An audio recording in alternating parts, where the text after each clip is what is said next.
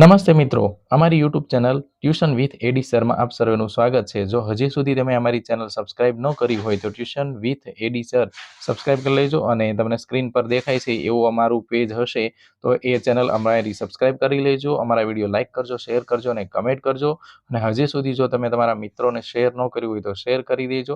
ચેનલમાં બાળકોને લગતા દરેક પ્રકારના વિડીયો, બાળકોને શીખવા જેવી પ્રવૃત્તિઓ અને બાળકો જે કંઈ અલગ અલગ એક્ટિવિટી કરે છે એ અમે અહીંયા અપલોડ કરતા હોઈએ છીએ। પછી જો તમારા વિડીયોની ક્વોલિટી સારી ન હોતી હોય તો સેટિંગ પર ક્લિક કરવાનું છે અને ત્યાર પછી ક્વોલિટી ઉપર ક્લિક કરી અને 400 એડવાન્સમાં જઈ અને 480ની ઉપરની ક્વોલિટીમાં તમે વિડીયો જોશો એટલે વિડીયોની ક્વોલિટી છે એ સારી આવશે। તો જો તમને કોઈ બોર્ડ ઉપરના અક્ષર ન દેખાતા હોય તો આવી રીતે તમે સેટિંગ કરી લેજો।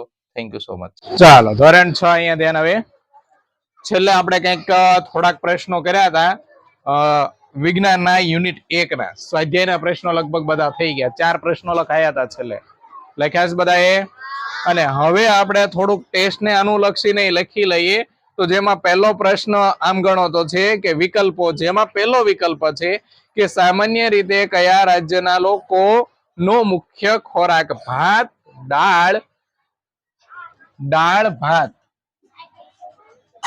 દાળ ભાત, રોટલી અને શાક છે। અને આ તો આપણો પ્રશ્ન નો આવડે એવું બને જ નહીં, કેમ કે કોણ આ ખાતું હોય એ કહેવાનું છે। 4 રાજ્યો આપ્યા છે, ગુજરાત, રાજસ્થાન, પશ્ચિમ બંગાળ કે ઉત્તર પ્રદેશ। જેમાંથી આપણે જ્યાં રહેતા હોય ને લાગુ પડે। વાહ પ્રદીપભાઈ, બહુ સરસ। તો અહીંયા આવશે ગુજરાત।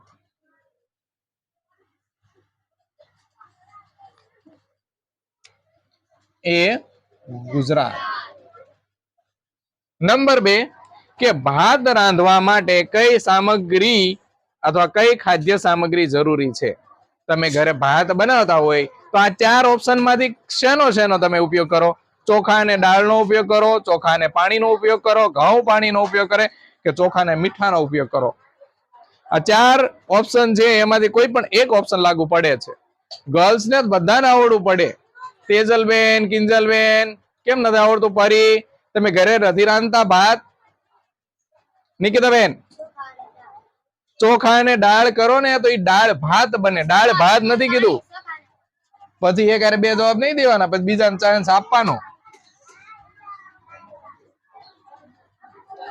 તો એમાં આવશે બી, ચોખા અને પાણી। પાણીમાં ચોખા નાખી દો, બફાઈ જાય એટલે એ બની જાય ભાત। શું બની જાય? અને આપણે ભાત જ બનાવવાના હતા, આપણે કે દાળ ભાત નથી બનાવવાના। કેમ કે દાળ ભાત બનાવવા હોય તેમાં ઘણું બધું જોઈએ, બરાબર? દાળ જોઈવી, ભાત જોઈવી, દાળનો વઘાર જોઈવી, તેલ જોઈવી, મીઠું મરચું બધાની જરૂર પડે, પડે કે ન પડે?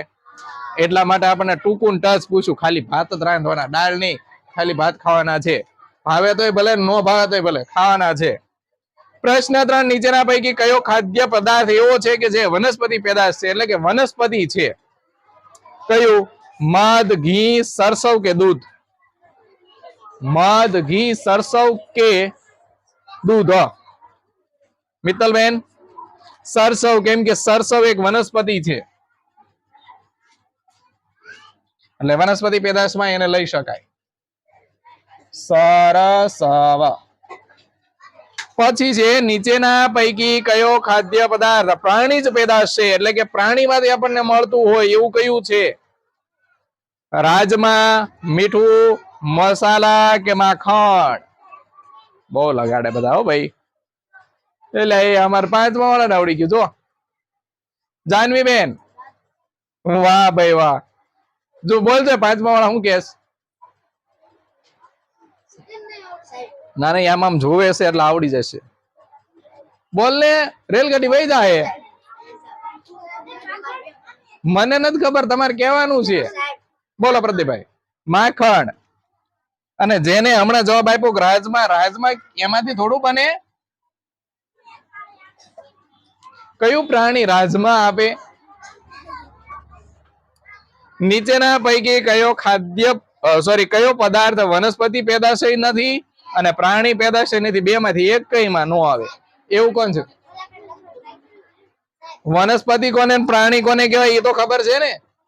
જે લીલા કલરની હોય, જે ઝાડવા હોય, જેમ કે તમારી વાડીએ કપાસ હોય, મીઠું મરચું હોય, મરચાનો છોડ, મરચી તમે કહો, ટમેટી હોય, ઘરે તમારા ઘરે જામફળી હોય, સીતાફળી હોય, દાડેમડી હોય, આને વૃક્ષો કહેવાય. એ વનસ્પતિમાં આવે. અને પ્રાણીમાં કોણ આવે? ગાય, ભેંસ, એ બધા જે છે ને એ પ્રાણીમાં આવે. એટલી ખબર ન હોય તો કહી દઉં.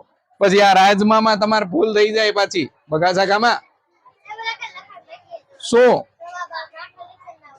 માખણ લખ્યું? માખણ બાકી રહી ગયું, લગાડી દેવી માખણ. ચાલો હાલો હવે કયો જોઈએ મને કે આમાંથી કયું એવું છે કે જે બે માંથી એકયમાં નથી આવતું?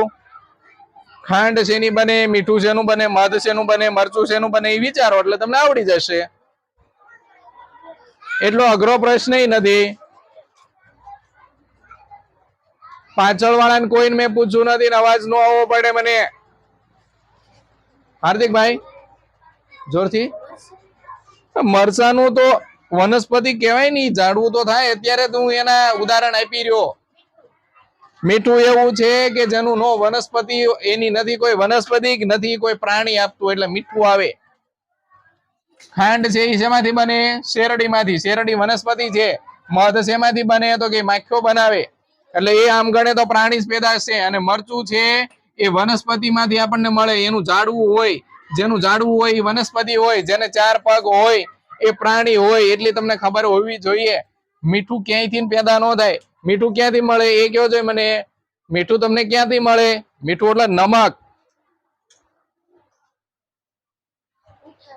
મીઠારામાંથી અથવા તો આગરિયામાંથી અથવા તો દરિયામાંથી મળે. એને પેદા કરવા માટે કોઈ વનસ્પતિ ઉગાડવાની ન હોય અથવા કોઈ પ્રાણી આપણે પાળવું ના પડે. એટલા માટે મીઠું આવે. નીચેના પ્રશ્નોના માત્ર ઉત્તર આપો. જેમાં પેલું છે કે રોટલી કયા અનાજમાંથી બને? અહીંયા લખી દઈએ મીઠું, જગ્યા થોડીક ઓછી છે. શું વાત છે, બધાને આવડી ગયો? બનાવતા લાગે. ખાતા નથી ને રોટલી કોઈ? ખાવશો? રોટલી ખાવશો? સાચું? નિકેતા નથી ખાતી, મોઢું બગાડે છો. બોલ ને જતી તઈ ખાઓ. બીજા શેમાં રોટલી બને? રોટલી હો, બાજરાનો રોટલો બને. રોટલી કહું છું. કઈ ઈડલી કયા અનાજમાંથી બને છે? ઈડલી ખાજીશ કઈ? 8મા વાળા કે બોલ જઈ આકૃતિ. બરાબર છે, ચોખામાંથી બને ઈડલી. બનાવી લાગે છે. બરાબર. તો આ પ્રમાણેના પ્રશ્નો છે અને હજી આપણે લખવાના છે. રાઈટ.